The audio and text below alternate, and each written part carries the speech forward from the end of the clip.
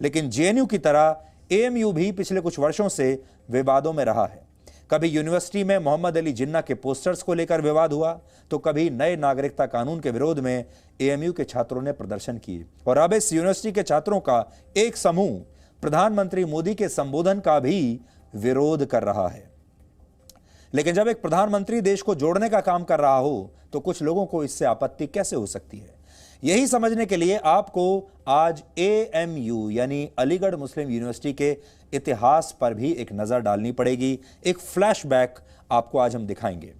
अंग्रेजों के भारत आने के बाद भारत में मुगल सल्तनत का अंत हो गया था। औरंगजेब समेत कई मुगल शासक भारत को एक इस्लामिक राष्ट्र बनाना चाहते थे, लेकिन उससे पहले ही उनकी हुकूमत समाप्त हो गई और वो अपना ये काम करने से पहले ही यहां से उन्हें जाना पड़ा। उनका राज समाप्त हो गया। आप सोचिए, अगर ऐसा नहीं होता, अंग्रेज बीच में नहीं आते, तो आप सोच सकते हैं, कल्पना कर सकते हैं कि भारत का स्वरूप आज कैसा होता।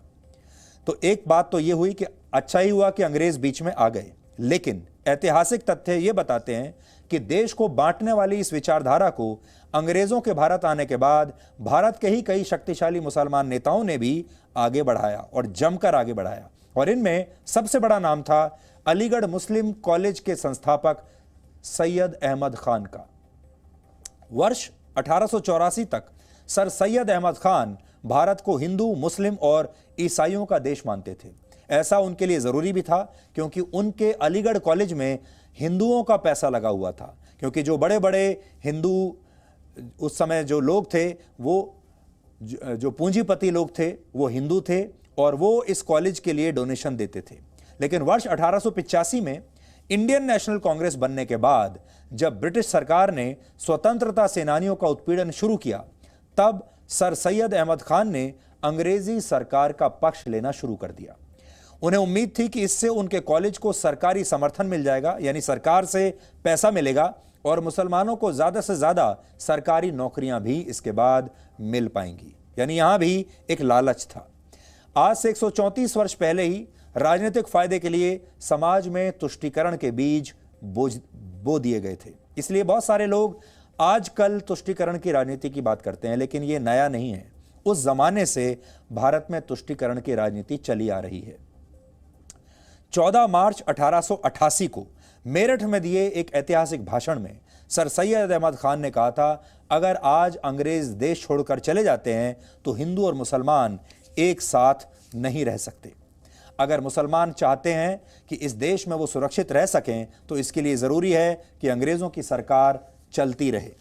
ऐसा उन्होंने उस समय 1888 में उन्होंने कहा था।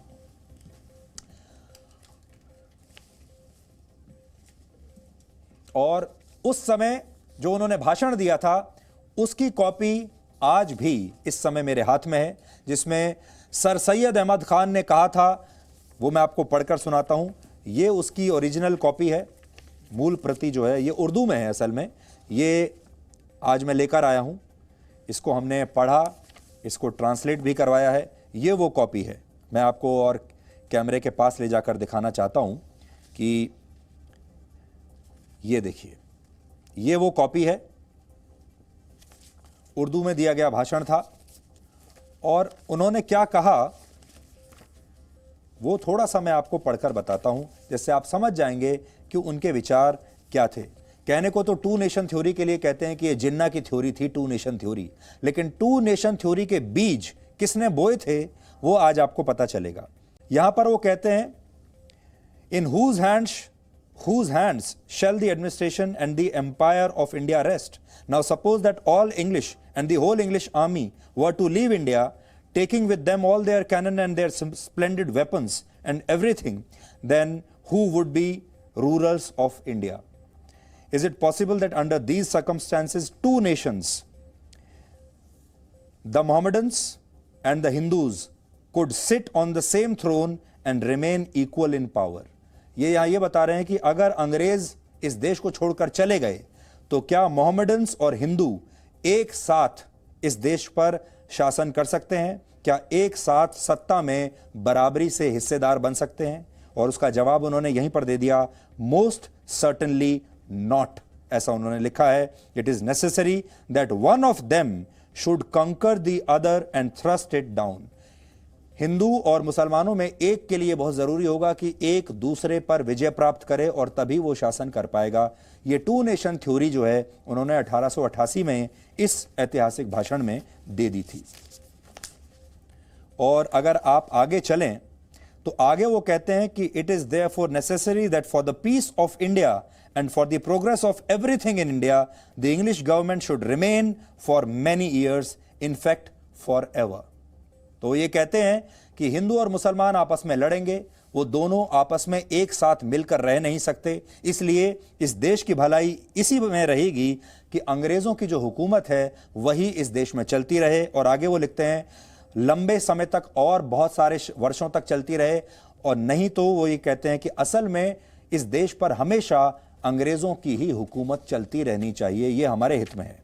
सैयद अहमद खान के विचार से प्रेरित होकर ही अंग्रेजों ने वर्ष 1905 में बंगाल का विभाजन कर दिया था और फिर वर्ष 1906 में ही मुस्लिम लीग का जन्म भी हो गया था। यानी अंग्रेजों ने बांटो और राज करो की जिस नीति को अपनाया, टू नेशन थ्योरी के समर्थकों ने उसी नीति के सहारे भारत को धार्मिक आधार पर बंटवारे की दिशा में मोड़ दिया था उसी जमाने में। हालांकि वर्ष 1911 में बंगाल के विभाजन का फैसला तब रद्द कर दिया गया था, लेकिन इस बीच कांग्रेस का बंटवारा भी नरम दल और गरम दल में हो चुका था। स्वराज की मांग कमजोर पड़ चुकी थी और समाज बंट चुका था। वर्ष 1928 में गुलाम हसन शाह काजमी नाम के एक पत्रकार ने पाकिस्तान नाम से एक अखबार शुरू करने की अर्जी दी। सोचिए, उसी जमाने में एक नया अखबार जिसका नाम ही पाकिस्तान होगा। फिर वर्ष 1933 में चौधरी रहमत अली ने नाउ और नेवर नाम से एक बुकलेट निकाली। इस बुकलेट में पहली बार पाकिस्तान नाम के एक मुस्लिम देश का जिक्र हुआ।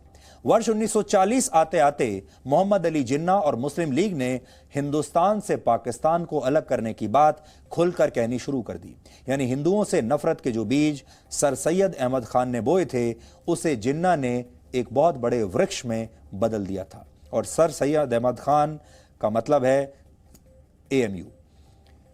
लेकिन आजादी के बाद हमारे इतिहासकारों ने जिन्ना और सर सैयद अहमद खान जैसे लोगों को सेक्युलर बताना शुरू कर दिया, और जो लोग इस विभाजन के पक्ष में नहीं थे, जो लोग विभाजन के खिलाफ थे, जो लोग अखंड भारत के पक्ष में थे, उन्हें सांप्रदायिक कहा जाने लगा। और यह तब से ही चलता आ रहा है। कुल मिलाकर जो यूनिवर्सिटी अक्सर विवादों का केंद्र बन जाती है और जहां अक्सर धर्म के नाम पर राजनीति होती है, उसकी स्थापना एक ऐसे व्यक्ति ने की थी जो भारत को दो टुकड़ों में बांटना चाहता था। यानी ओरिजिनल टुकड़े टुकड़े गैंग उस समय का, उसने इस यूनिवर्सिटी की स्थापना की थी। तो हम आज आपको दो बातें बताना चाहते हैं। ये जो गोदी मीडिया की बात होती है, ये गोदी मीडिया असल में इसका नाम है दरबारी मीडिया। और ये दरबारी मीडिया आज से नहीं है, दशकों से इस देश में चलता आ रहा है। सिर्फ आपकी नजर उस पर नहीं पड़ी क्योंकि व्यवस्था ही ऐसी थी। और इसी तरह जो टुकड़े टुकड़े गैंग आज आप सुनते हैं, ये नया नहीं है, ये हमारे देश पर दशकों से राज करता आ रहा है। लेकिन अब एएमयू के छात्रों तक पहुंचकर प्रधानमंत्री मोदी एक बार फिर से सबका विश्वास जीतने की कोशिश करना चाहते हैं, और कल पूरे देश की नजर इस पर रहेगी कि वो एएमयू के छात्रों से क्या बात करते हैं। आपने देखा होगा, पहले मुगलों ने, फिर अंग्रेजों ने और फिर देश के कुछ शक्तिशाली मुसलमान नेताओं ने हमेशा भारत को तोड़ने के सपने देखे, और फिर भारत टूट भी गया। भारत के दो टुकड़े हो गए 1947 में।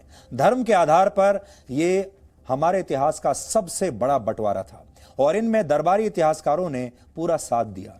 लोगों को जबरदस्ती ईसाई बनाने वाले अंग्रेजों का कभी विरोध नहीं किया गया। धर्म के नाम पर देश को बांटने वालों को सेकुलर बना दिया गया। लेकिन जैसे ही कोई राजनेता हिंदुओं की बात करता है तो उसे विदेशी मीडिया हिंदू नेशनलिस्ट कहने लगता है, जबकि मुसलमानों के नाम पर राजनीति करने वाली AIMIM यानी ओवैसी की पार्टी जैसी पार्टियों के बारे में इस तरह का एक शब्द भी कभी लिखा नहीं जाता।